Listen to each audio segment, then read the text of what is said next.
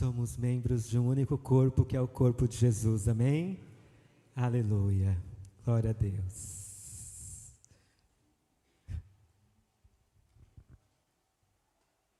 Obrigado.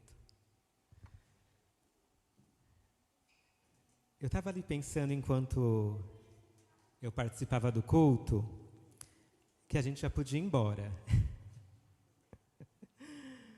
Porque a Bíblia diz assim, que na verdade o Espírito Santo, ele testifica no nosso espírito.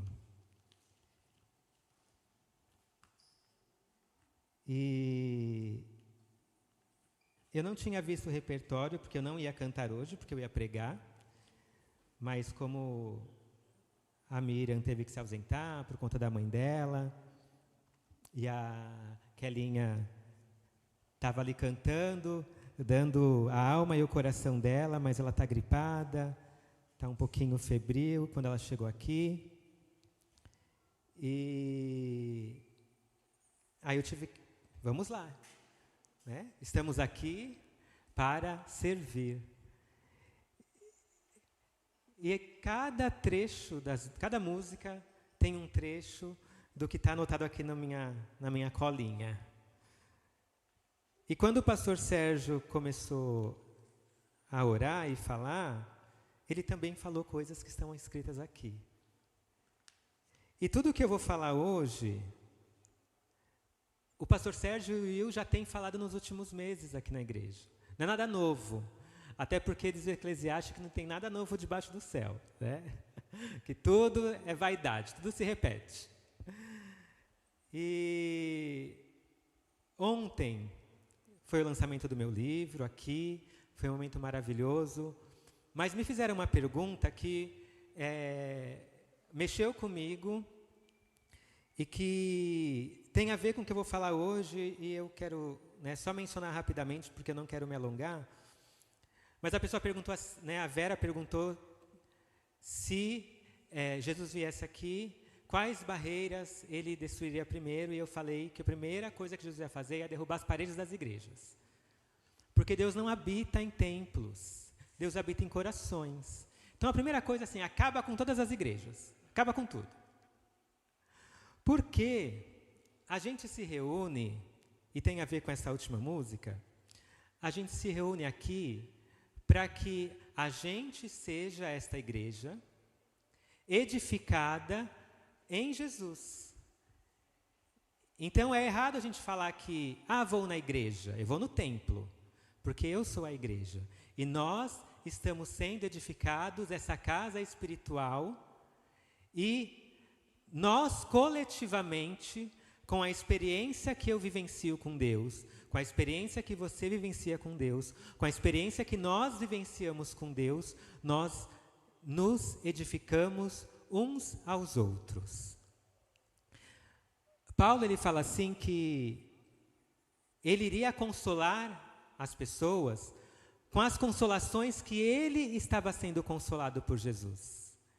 Então a sua tristeza, a sua dor, a sua aflição, as suas lutas, por mais que a gente não acredite que Deus escreveu lá na eternidade e que nós somos apenas marionetes na mão dele para que aquilo aconteça, nós precisamos crer que as aflições, as tristezas, as tribulações que nós experimentamos são para nossa edificação e para a edificação do seu irmão. Por quê? Quem andou sobre as águas foi Pedro, ele que saiu do barco e andou. Ele que também afundou, mas ver Jesus tomando ele pela mão e o salvando, edificou a fé de todo mundo que estava no barco. Então, as tristezas que eu experimento e as alegrias que eu experimento são também para a sua tristeza e para a sua alegria. Porque Paulo fala, e como o Will trouxe a semana passada, que por sermos membros do mesmo corpo, a dor que você sente, eu tenho que sentir. A alegria com que eu me alegro tem que alegrar o seu coração também. como a palavra diz, para nós nos alegrarmos com os que se alegram e chorar com os que choram. Vamos ler o texto bíblico? Romanos 12, no capítulo 1.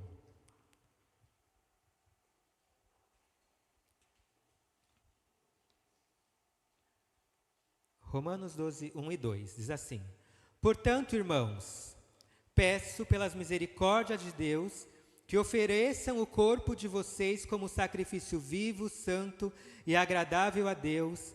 Este é o culto racional de vocês. Não se moldem ao padrão deste mundo, mas transformem-se pela renovação da sua mente, para que vocês experimentem a boa, agradável e perfeita vontade de Deus.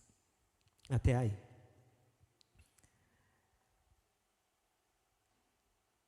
Logo no começo do livro, Evangelho da Diversidade, eu trago baseado em Rubem Alves, numa nova forma de enxergar Deus, enxergar a espiritualidade. Lá no livro vai falar sobre a caixa de ferramentas e a caixa de brinquedos. Mas, há alguns dias, o pastor Sérgio pregou aqui falando sobre a espiritualidade inútil. E eu sentadinho ali, gente, assim, eu fico sentado ali, só a minha cabeça falando assim comigo mesmo. Ai, Deus, fala aí, toca no coração dele para ele falar isso. Para ele continuar, para ele falar que foi Santo Agostinho que criou essa tese, né, da utilidade das coisas que são úteis e das coisas que são inúteis. Pede para ele falar da fruição também, do prazer, do amor. E Deus não tocou no coração dele. Talvez seja porque Deus queria que eu falasse isso para vocês essa manhã. Mas só talvez, se você acreditar assim. E a explicação é que existem realmente no mundo coisas que são úteis. Coisas que são úteis são ferramentas que me fazem alcançar um objetivo que eu, com a minha capacidade física, mental, intelectual, não tenho capacidade de alcançar. Então vamos pensar aqui uma coisa bem simples. Furar uma parede. Eu não consigo, com a minha mão, ir lá e fazer um buraco na parede. Eu preciso de uma furadeira. Furadeira é uma ferramenta que me ajuda a ultrapassar a parede. Ou o prego e o martelo. Alguns pregos pregam em parede de alvenaria e outros pregos só pregam em madeira. Então, são ferramentas específicas para um objetivo, para um fim muito específico. E as coisas da ordem do fruir são coisas que são inúteis. Elas não servem para nada. Nada que é objetivo humano. Nada que é objetivo que eu queira alcançar. Elas são coisas apenas para nos dar prazer e alegria. Então, uma flor. Para que serve a flor? Eclesiastes vai falar assim, olha, a erva, a flor, ela nasce, morre e é jogada no fogo. Serve para nada. Mas, quando eu olho com o olhar do fruir e não da utilidade, a flor é maravilhosa. O perfume, a cor, a textura. Esse olhar me dá prazer. Ele me deixa feliz. Ele toca o meu coração. Bolinha de sabão. Serve para nada, gente. Mas faz uma bolinha de sabão para uma criança. A criança fica toda feliz, alegre, quer brincar e quer estourar a bolinha e faz de novo. Então, as coisas no mundo, elas são divididas, segundo Santo Agostinho e Rubem Alves, nessas duas questões. E a espiritualidade, ela também pode ser dividida assim. E era o que o pastor Sérgio estava trazendo na mensagem dele, né? Sobre a inutilidade da espiritualidade. O quanto ela é para a nossa fruição, para a nossa alegria, para a nossa contemplação, para o nosso contentamento, para o nosso prazer. Só que os homens transformaram a espiritualidade em uma coisa útil. em alguma coisa que me beneficia. Eu ia para o templo oferecer um sacrifício para ser perdoado. Eu matava um animal, geralmente uma ovelha ou um cabrito, para que eu não morresse. Então, nesse contexto, né, judaico do passado, o cabrito, ou a ovelha, ou a rolinha, ou a pombinha, a oferta, ela era um substituto do ser humano. Então, o fim daquela ovelhinha, o fim era morrer. O objetivo dela não era o objetivo de vida que é de uma ovelhinha, que é ser ovelha, mas era morrer no meu e no seu lugar. E aí Rubem Alves fala que existem coisas no mundo que são as duas coisas. E esse exemplo está no livro, eu acho fantástico. Eu falei, eu vou colocar ele todo porque eu acho maravilhoso. Seio de mãe. Seio de mãe, quando ela está grávida, é útil, porque ele alimenta o bebê. Então, existe uma utilidade daquele leite sair para amamentar a cria. Mas quando a mulher não está grávida, a utilidade do seio é do prazer. Porque mesmo depois de desmamada, quem é mãe aqui vai saber do que eu estou falando e vai poder testemunhar, glória a Deus, é isso mesmo? A criança quer pegar, a criança quer chupar. E eu não vou entrar nas partes dos maridos, fique aí na sua cabeça. Mas é sobre isso, é para prazer, é para prazer, é para alegria, é para fruição. E aí eu quero contar duas histórias que vão ilustrar muito bem o que eu quero dizer. Eu tenho uma amiga no trabalho, ela é cristã também. Gente, eu nunca perguntei qual igreja que ela frequenta, não me interessa. Porque os nossos papos são muito bons. E aí, alguns dias, ela voltou de férias, e aí eu liguei, e aí como foram as férias, e ela começou a contar sobre as férias e sobre as dívidas que ela contraía nas férias, que encontrou um diretor, e o diretor falou assim, todo ano eu troco de carro. As férias é para trocar de carro. E que ela ficou indignada, porque ela voltou de férias cheia de dívida. Como qualquer CLT brasileiro. A conversa foi para um lado sobre os dízimos. E ela começou a falar assim, Davi, porque eu fico preocupada, porque esse monte de dívida é o devorador entrando na minha vida. Porque é o devorador, porque eu queria tanto poder viajar e voltar sem dívida, mas eu viajo e o devorador entra. O momento que era para ser de alegria, de prazer dela com o marido, de descanso, se transformou por conta de uma espiritualidade focada na utilidade em um martírio para ela, porque ela ficava preocupada vou sair de férias e o devorador vai entrar. Primeiro eu dei uma aula para ela de organização financeira. Primeira coisa, amada, se antecipa, compra um ano antes, vai pagando um pouquinho por mês, né? Meu papel de RH. Ponto. Mas depois eu tive que dar uma aula de Bíblia para ela. Eu falei assim, irmã, não fica com esse peso. Não fica. Por quê? O diretor ganha 50 mil reais para mais. Você deve ganhar 8, 9 mil. A vida é completamente outra. Mas, existem coisas no mundo que foram criadas para a obsolescência. Lá, quando a gente estava na 5ª série, a gente aprendeu sobre os bens duráveis e os bens não duráveis. Geladeira era um bem durável. Tinha mãe que casou e 50, 100 anos de casamento e a geladeira era a mesma. O fogão era o mesmo. A televisão, se não tivesse mudado, da preto e branco para colorida, seria a mesma até hoje. Porque era um bem para durar, porque era caro. E tem coisas que são feitas, gente, para durar um ano e quebrar. Por quê? O mercado, o neoliberalismo, a economia, o capitalismo precisa ser mantido.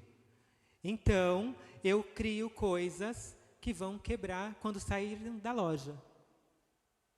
Quem compra carro do ano e tira ele da loja, ele já perde sei lá quantos % do valor dele.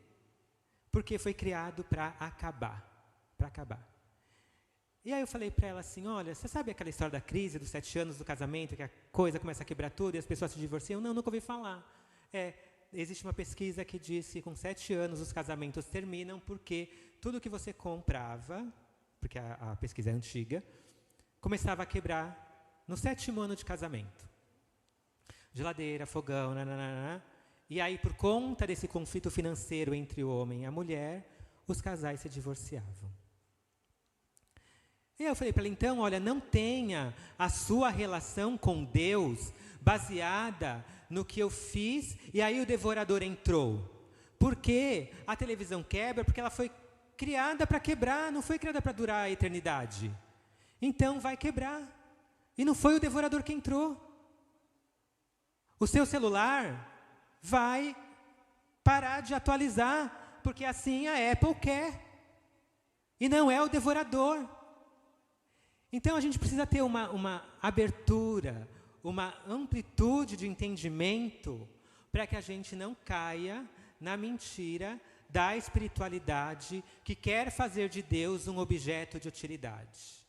De uma relação que, se eu não sou bonzinho, se eu não sou uma criança que não falou palavrão, Deus não vai me dar um presentinho no Natal. Deus não é assim. Tanto que há alguns dias, o Will pregou e ele falou sobre alguns tópicos, e alguns desses tópicos me chamaram muito a atenção, e um deles foi assim, troque o peso do desempenho pelo peso da gratuidade. Foi na pregação que ele falou sobre o pertencimento na igreja. E ele falou sobre, nós aqui não fazemos você ter desempenho, a gente aqui está pela graça. Ele falou a nível de pessoas, de como a gente lida aqui uns com os outros. Mas nós precisamos também ter esse olhar para a nossa relação com Deus. Eu não posso acreditar que Deus me trata segundo o meu desempenho. Deus me trata segundo a gratuidade dele. É assim que diz a palavra. Pela graça sois salvos, isso não vem de vós, é dom de Deus. E aí quando eu falo, o devorador entrou porque eu fiz isso, eu estou em pecado, eu estou falando que Deus não me ama. E isso é a maior mentira que o diabo pode contar para você. Porque Deus te ama. Ele se fez homem, ele desceu do céu, ele viveu assim como você para saber qual é a dor. Ele viveu como nós para experimentar as mesmas vivências que a gente e poder diante de Deus falar assim, Pai, perdoa. Perdoa porque ser humano não é fácil. E Ele nos perdoa porque Ele nos ama. E aí a outra história é que a gente teve uma reunião de liderança aqui na igreja, e nessa reunião foi falada uma frase, uma brincadeira com muito fundo de verdade sobre a nossa igreja e sobre as dificuldades que a gente enfrentou nesses 10 anos. E na hora a gente riu e ficou comentando, foi embora. Na semana seguinte, eu acho, eu estava no ônibus, não estava pensando sobre isso, porque eu geralmente no ônibus estou lendo. E eu comecei a cantarolar a frase que foi dita aqui. Comecei a cantarolar aquela frase. Que isso, gente? Nem estou pensando sobre isso. Quando eu cheguei em casa, fui tomar banho, no chuveiro, a melodia assim completa. Ainda estou aqui, ainda estou aqui, um testemunho de milagres para o mundo. Teu amor me sustentou. Saí do chuveiro correndo para pegar o celular. Eu vou gravar porque eu vou esquecer esse negócio. Mandei para o Will, mandei para o pastor Sérgio e falei assim, olha, Deus está querendo falar com a gente sobre isso. Na semana seguinte, eu estava novamente no metrô, e aí eu fiquei cantando essa melodia, e aí veio as primeiras estrofes. Mostrei para o Anderson, falei, olha, eu acho que a gente tem que cantar essa música no aniversário da igreja. Só que eu lia a letra e falava, está faltando coisa aqui. Não acho que está boa. Aí o Anderson, nossa, mas claro que está boa. Está boa. Não se sobrecarregue, não fique, né, querendo fazer uma coisa que para Deus já está boa. Eu falei, não, mas eu estou sentindo no meu espírito que não acabou. Está faltando uma outra parte. É a Tati. Gente, desculpa. E aí, numa terça-feira, eu cheguei em casa, peguei meu teclado, sentei e comecei a procurar as notas. Porque eu só toco com cifra, tá, gente? Não tem que olhar o caderninho lá, quais são as notas daquele campo harmônico. E eu terminei a música. No dia seguinte, meu pai teve um ataque cardíaco, uma parada respiratória, ficou 10 minutos morto e foi reanimado. E aí eu entendi que aquela letra que Deus estava me falando não era só uma fala para a igreja. Era uma fala para mim mesmo daquilo que eu não sabia que ia acontecer, mas que Deus já sabia que ia acontecer.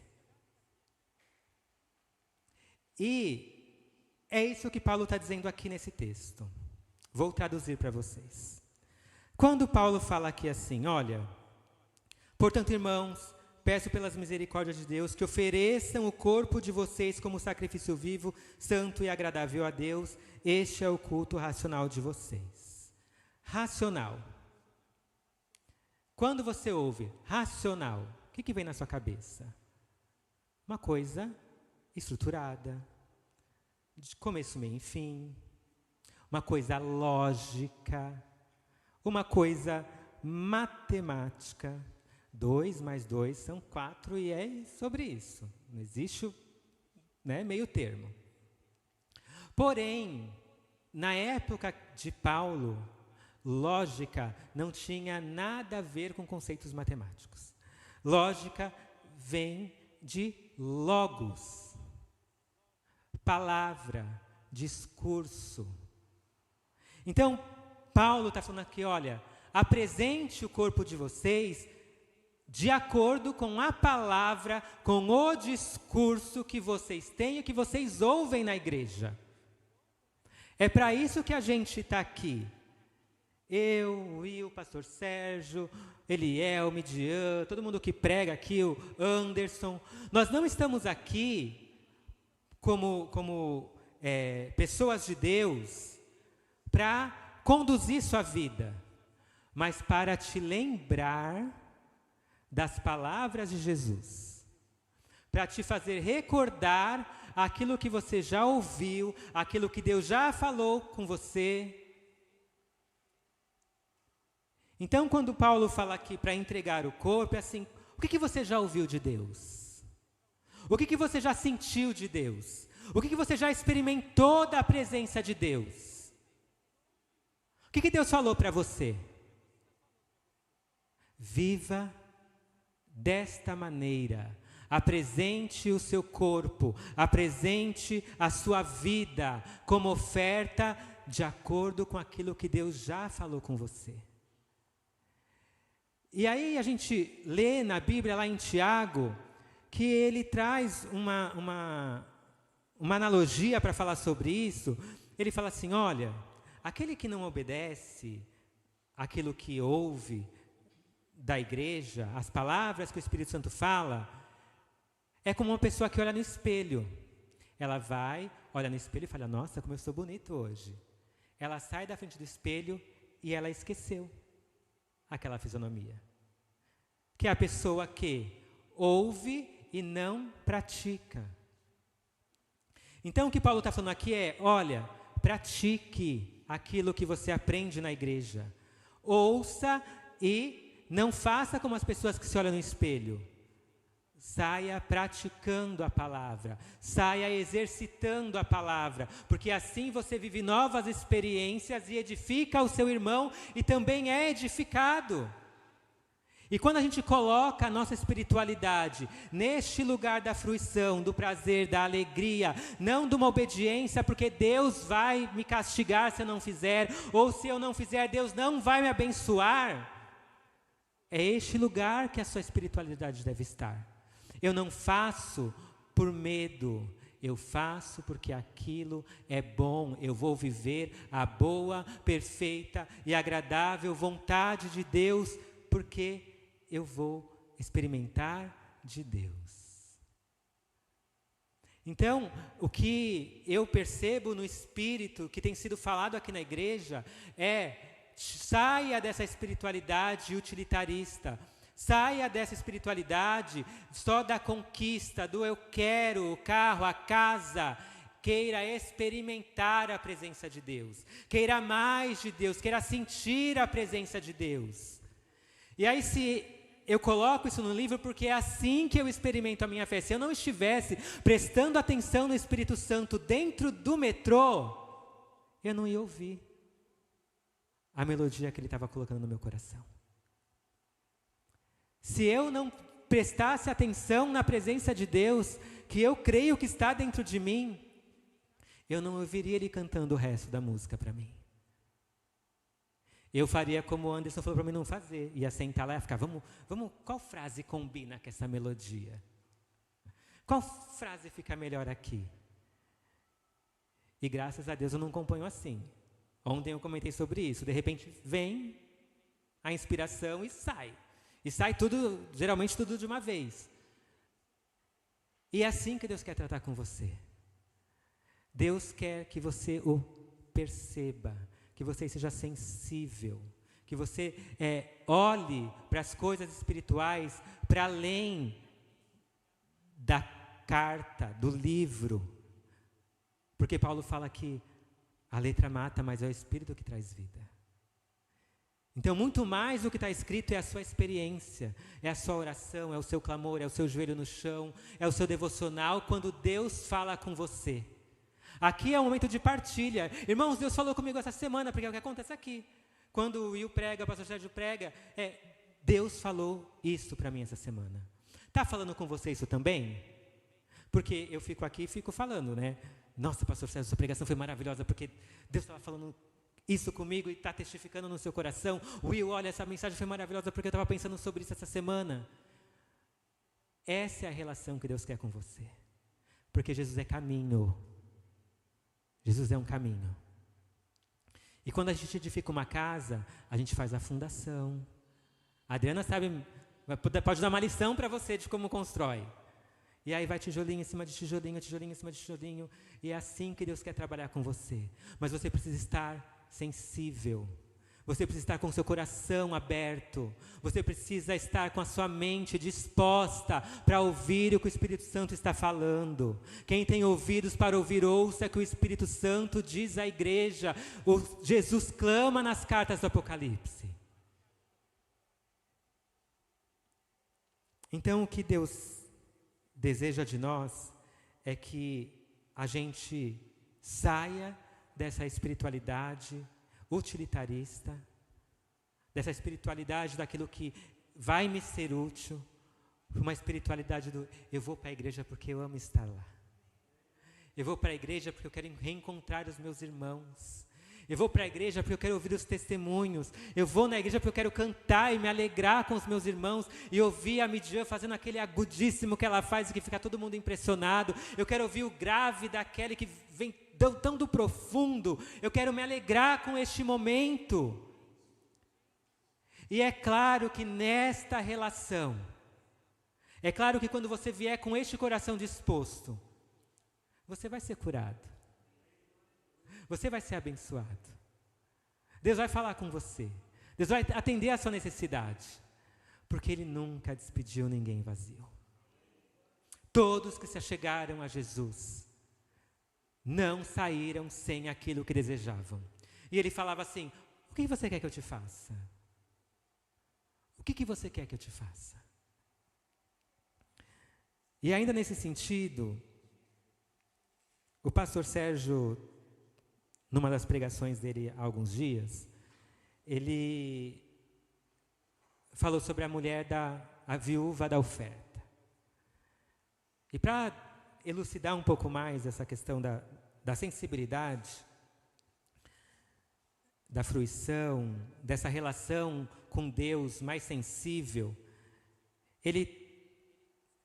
o pastor Sérgio falou assim: olha, a oferta daquela mulher não foi a melhor oferta porque era o último dinheiro que ela tinha. Não foi por isso. Foi porque ela entendeu que aquela moeda não salvaria a vida dela. Isso é tão subversivo, porque a gente vive para ganhar dinheiro. A gente passa 8, 9, 10, 11, 12 horas trabalhando, isso quando não trabalha no final de semana, para ganhar dinheiro. E você entender que a relação daquela mulher estava para além do valor daquela moeda, e sim em como ela experimentava a presença de Deus na vida dela, que era: Deus me sustenta, essa moeda não pode fazer nada por mim, vou confiar em Deus, eu sei que Ele pode me suprir. Deixa a gente, como o pastor Sérgio orou aqui, morrendo de medo. Por isso a gente tem poupança, por isso a gente investe, porque a gente tem medo de ficar sem dinheiro. E aí só uma pergunta retórica, não me respondam: você tem medo de Deus não te sustentar? Você tem medo que Deus não vai cumprir a promessa dele, de que não vai te faltar nada? E aí, enquanto o pastor Sérgio falava, eu anotei assim no meu bloquinho de anotações: lembrar do que o pastor Sérgio disse sobre a viúva. Porque com certeza aquela mulher ouviu uma pregação de Jesus. Ela ouviu um sermão de Jesus. Lá de Mateus 6:25. Mas antes da gente ler, eu queria trazer uma outra coisa que aconteceu essa semana. Eu vi uma entrevista e era um pecuarista, cara do agro pop, falando que a irmã dele tem uma instituição para levar crianças carentes para a fazenda, para eles verem os bichos, o processo produtivo, nananã. E a irmã dele conta para ele assim que levaram as crianças, e quando chegou no lugar da vaca, uma criança chamou ela e falou: professora, eu não tomo leite da vaca, só tomo leite da caixinha. E aí, é fato que a aula era sobre isso, e aí, para você perceber como a nossa relação, não somente com Deus, mas com as coisas que nos cercam, estão utilitaristas. Porque a criança não sabe mais que o leite vem da vaca. E o pastor Sérgio fez essa relação aqui, de uma outra maneira. Então Deus, Ele não existe para satisfazer os seus desejos. Deus não existe como o gênio da lâmpada para te dar 3 pedidos. Deus te criou para ter uma relação com você. Deus te criou para ter comunhão com você. Deus te criou para ter amizade com você. Ele quer saber das suas angústias, por isso que você ora. Ele quer saber da sua vida. E a nossa experiência aqui como igreja, a sua experiência pessoal, ela passa por aquilo que nós estamos fazendo com Deus, junto com Ele, e por aquilo que Ele está fazendo com a gente. Então, quando a gente ora por alguém que está doente, nós estamos trabalhando com Deus, porque Deus quer curar. Quando a gente dá uma oferta, quando a gente abençoa uma pessoa que está passando por uma necessidade financeira, nós estamos fazendo a obra de Deus, porque Deus não quer que hajam pobres no mundo. Então não é sobre eu, indivíduo, Não é sobre eu, Davi, RG, CPF. É sobre eu, igreja, com vocês. Por isso que não existe, eu sou um crente que não vou na igreja, um desigrejado. Porque só a igreja junto, eu mais um, eu e você. A presença de Deus aqui. Porque onde estiverem 2 ou 3, ali eu estou presente.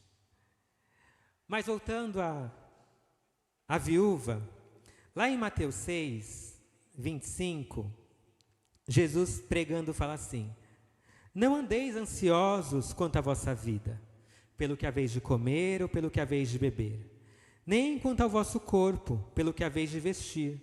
Não é a vida mais que o mantimento e o corpo mais que o vestuário? Olhai para as aves dos céus, que nem semeiam, nem cegam, nem ajuntam em celeiro, e o vosso Pai Celestial as alimenta. Não tendes vós muito mais valor do que elas? E qual de vós poderá, com todos os seus cuidados, acrescentar um côvado à sua estatura? E quanto ao vestuário, por que andeis ansiosos? Olhai os lírios do campo, como eles crescem, não trabalham e nem fiam. Eu vos digo que nem mesmo Salomão em toda a sua glória se vestiu como qualquer um deles. Pois se Deus assim veste a erva do campo, que hoje existe e amanhã é lançada no forno, não vos vestirá muito mais a vós, homens de pequena fé. Não andeis, pois, inquietos, dizendo: que comeremos? Ou que beberemos? Com que nos vestiremos? Porque todas essas coisas os gentios procuram. Aí eu quero traduzir aqui.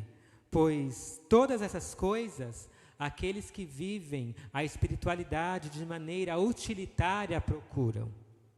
De certo, vosso Pai Celestial bem sabe que necessitai de todas essas coisas, mas buscai primeiro o reino de Deus e a sua justiça, e todas essas coisas vos serão acrescentadas.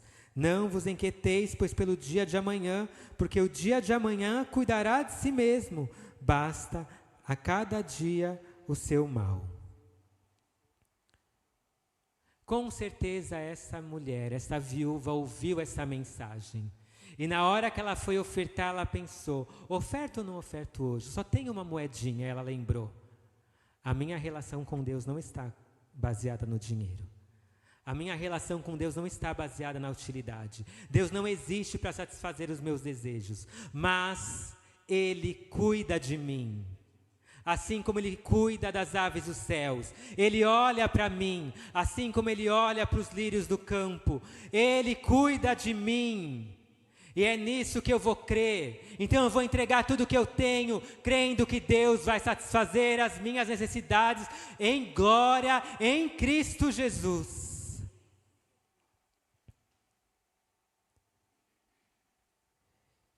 Olhe para a natureza. Quando você estiver aflito, olha para a natureza. Sensibilize seu coração, se emocione, leia uma poesia.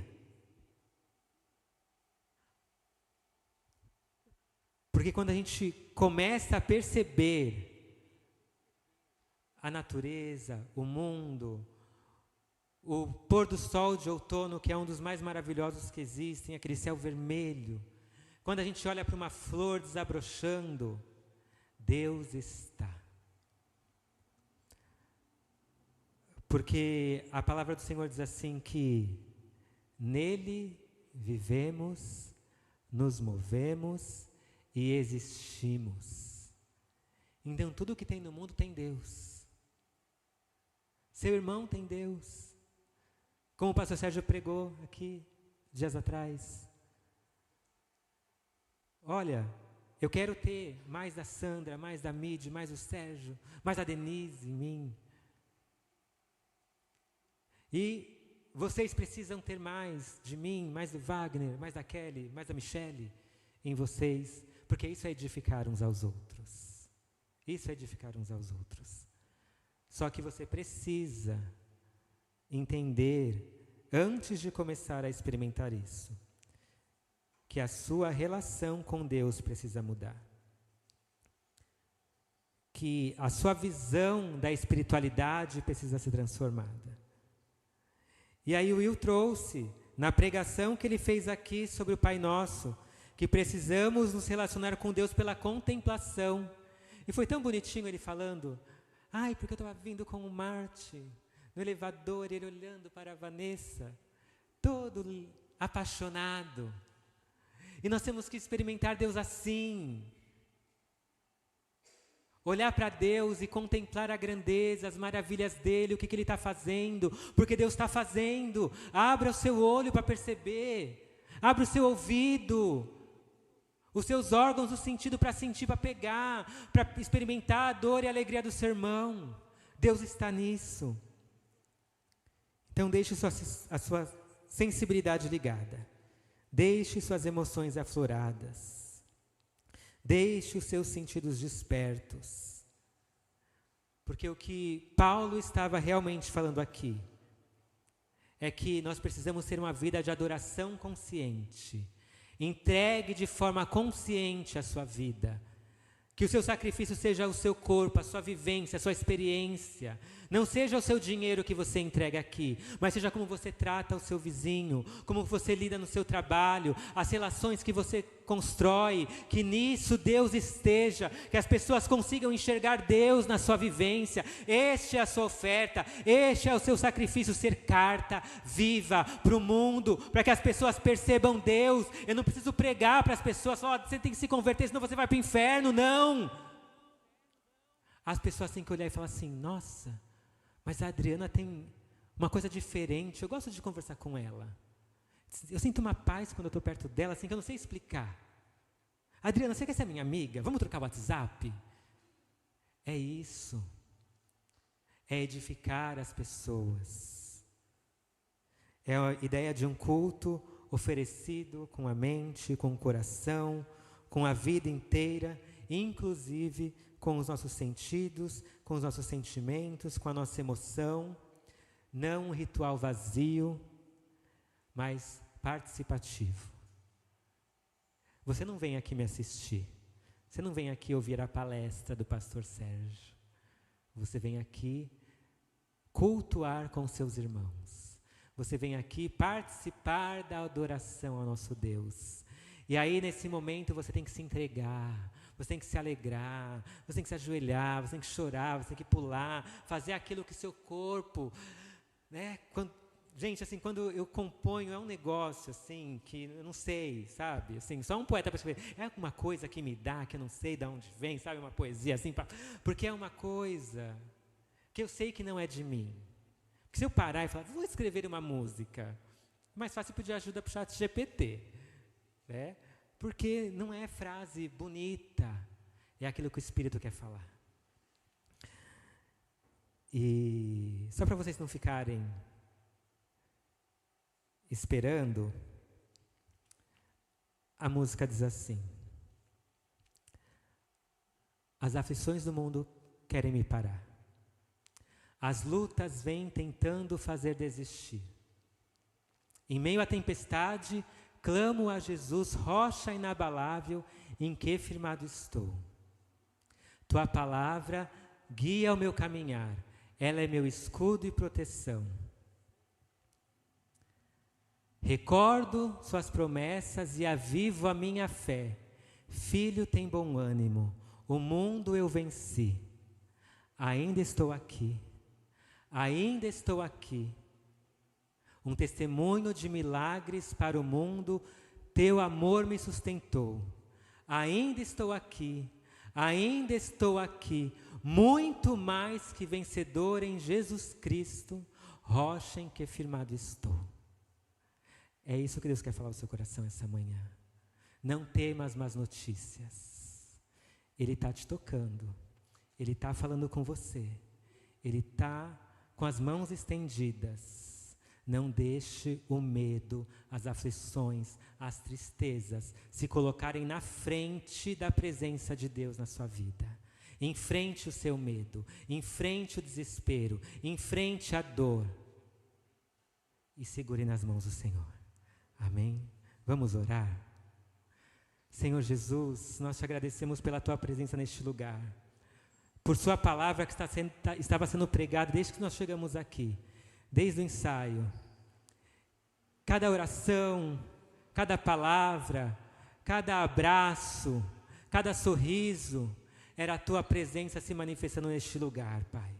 Nós queremos que o nosso coração seja sensível a esta presença, que não se coloque entre nós e o Seu amor, não se coloque entre nós e a Tua presença, não se coloque entre nós, Pai, a Tua palavra, nenhuma situação deste mundo, nenhuma guerra, nenhuma enfermidade, nenhuma aflição, nenhuma dor, nenhuma tribulação, nenhuma situação que nós venhamos a enfrentar, que a ansiedade não se coloque entre nós, ó Deus, mas que o Teu Espírito Santo sussurre em nossos corações, que o Teu Espírito Santo nos faça lembrar aquilo que nós já aprendemos de Ti, para que a gente possa caminhar segundo aquilo que nós já alcançamos em Ti. Ah, Senhor, a Tua palavra diz que o Senhor distribuiu para cada um o dom de fé segundo a Tua vontade. Então aviva nesta manhã a fé dos Teus filhos que estão, Pai, esmorecendo, fortalece os joelhos cansados e que já estão vacilantes, dá asas como de águia, como diz a Tua palavra, os faz voar acima de todas as coisas, Pai, e alcançar o Teu amor e a Tua presença. Faz assim, Pai, nos Seus filhos, acalma o coração, acalma a mente, Pai, e que a Tua presença se faça real todos os dias no coração dos Seus filhos, em nome de Jesus. Aleluia, vamos louvar ao Senhor. Glória a Deus.